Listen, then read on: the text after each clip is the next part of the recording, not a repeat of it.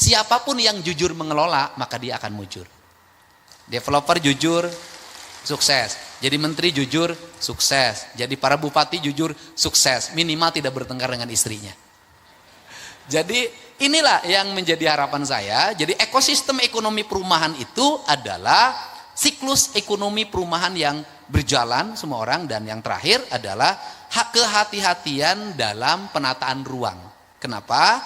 Karena kita ngejar target produksi rumah, harus kita hati-hati terhadap penataan ruangnya. Kalau tidak, yang dijanjikan rumah mewah bebas banjir, ketika musim hujan banjirnya 2 meter. Yang terakhir, negara harus mulai membatasi kepemilikan rumah. Kenapa? Karena habisnya tanah itu oleh orang yang ngambil rumah di mana-mana. Saya tahu lah di Jawa Barat ini, misalnya di Bogor, waktu dulu rumahnya penuh dan kebanyakan perempuan yang ngisi rumah itu. Ketika suaminya pensiun, perumahannya kosong semua. Rupanya pindah, ketahuan. Nah maksud saya sudahlah gitu. Punya simpanan diambilin perumahan gitulah. Ya udah, susah-susah amat. Ada pengembangan baru tempat ini, ngambil satu buat yang kuliah di sini, buat yang kuliah di sini. Besoknya pensiun, kan nggak ada yang torin rumahnya. Istrinya juga diambil lagi sama yang lain. Nah, ya udahlah. Bapak-bapak kan semua pemain, kan saya pelatih, Pak. Senyum dong, senyum, semangat. Bupati wali kota semangat. Ya tenang. Pak Luki semangat, Pak Luki. Pak Luki, rumahnya ada berapa? Bohong ah. Satu yang benar. Yang isi rumahnya ada? Ada.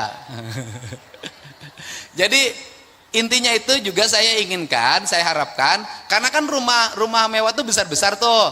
Jangan sampai rumah yang besar-besar ini itu tidak diisi. Kenapa? Yang isinya juga nggak tahu di mana. Ini jadi orientasinya adalah rumah untuk investasi. Menurut saya investasi jangan di rumah. Kenapa? Membuat mati. Kenapa membuat mati? Dengan investasi bangun rumah, rumahnya kosong, rumahnya nggak ada berisi, buahnya nggak mati, Pak, tidak berputar. Investasi lebih baik di tempat-tempat lain yang memutarkan ekonomi.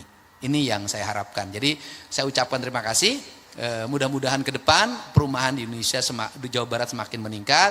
Kemudian ke depan tidak ada disparitas, tidak ada orang yang jumlah rumahnya banyak banget, dan ada orang yang tidak punya rumah sama sekali.